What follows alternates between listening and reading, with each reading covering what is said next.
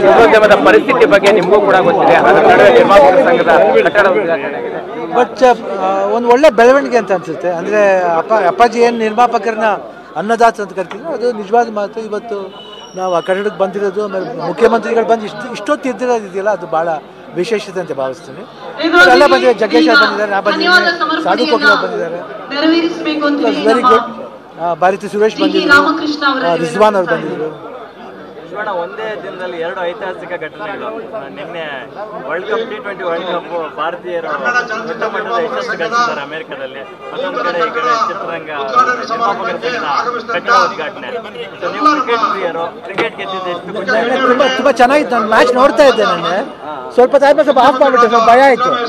ಆಮೇಲೆ ಮೇಲೆ ಹೋಗಿ ರೂಮ್ಗೆ ಹೋಗಿ ತಿರ್ಗಾ ಓಪನ್ ಮಾಡಿ ನೋಡಿದಾಗ ಒಂದು ಬದಲಾವಣೆ. ಆ 16th ಓವರಿಂದ ಸ್ಟಾರ್ಟ್ ಆಯಿತು. ಆ ಒಂದು ಕ್ಯಾಚ್ ಬೌಂಡ್ರಿ ಸೂರ್ಯಕುಮಾರ್ ಬಹಳ ಚೆನ್ನಾಗಿತ್ತು. Very exciting match. ಚಿತ್ರೋದ್ಯಮದ ಪರಿಸ್ಥಿತಿ ಬಗ್ಗೆ ನಿಮಗೂ ಕೂಡ ಗೊತ್ತಿದೆ. ಅದರ ನಡುವೆ ನಿರ್ಮಾಪಕರ ಸಂಘದ ಕಟ್ಟಡ ಉದ್ಘಾಟನೆ ಆಗಿದೆ. ಬಟ್ ಒಂದು ಒಳ್ಳೆ ಬೆಳವಣಿಗೆ ಅಂತ ಅನ್ಸುತ್ತೆ. ಅಂದರೆ ಅಪ್ಪಾಜಿ ಏನು ನಿರ್ಮಾಪಕರನ್ನ ಅನ್ನದಾತ ಅಂತ ಕರಿತೀವಿ, ಅದು ನಿಜವಾದ ಮಾತು. ಇವತ್ತು ನಾವು ಆ ಕಟ್ಟಡಕ್ಕೆ ಬಂದಿರೋದು, ಆಮೇಲೆ ಮುಖ್ಯಮಂತ್ರಿಗಳು ಬಂದು ಇಷ್ಟೊತ್ತು ಇದ್ದಿರೋದಿದೆಯಲ್ಲ, ಅದು ಭಾಳ ವಿಶೇಷತೆ ಅಂತ ಭಾವಿಸ್ತೀನಿ. ಎಲ್ಲ ಬಂದಿದ್ದಾರೆ, ಜಗ್ಗೇಶ್ ಅವ್ರು ಬಂದಿದ್ದಾರೆ, ನಾ ಬಂದಿದ್ದೀನಿ, ಸಾಧು ಕೋಕಿಲ ಬಂದಿದ್ದಾರೆ, ವೆರಿ ಗುಡ್. ಭಾರತಿ ಸುರೇಶ್ ಬಂದಿದ್ರು, ರಿಜ್ವಾನ್ ಅವ್ರು ಬಂದಿದ್ರು. ಒಂದೇ ದಿನದಲ್ಲಿ ಎರಡು ಐತಿಹಾಸಿಕ ಘಟನೆಗಳು.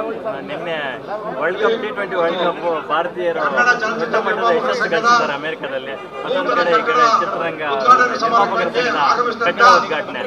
ನೀವು ಕ್ರಿಕೆಟ್ ಪ್ರಿಯರು, ಕ್ರಿಕೆಟ್ ಗೆದ್ದಿದ್ದು ಎಷ್ಟು ತುಂಬಾ ಚೆನ್ನಾಗಿತ್ತು. ನಾನು ಮ್ಯಾಚ್ ನೋಡ್ತಾ ಇದ್ದೆ. ನನಗೆ ಸ್ವಲ್ಪ ಟೈಮ್ ಸ್ವಲ್ಪ ಆಫ್ ಮಾಡಿಬಿಟ್ಟೆ, ಸ್ವಲ್ಪ ಭಯ ಆಯಿತು.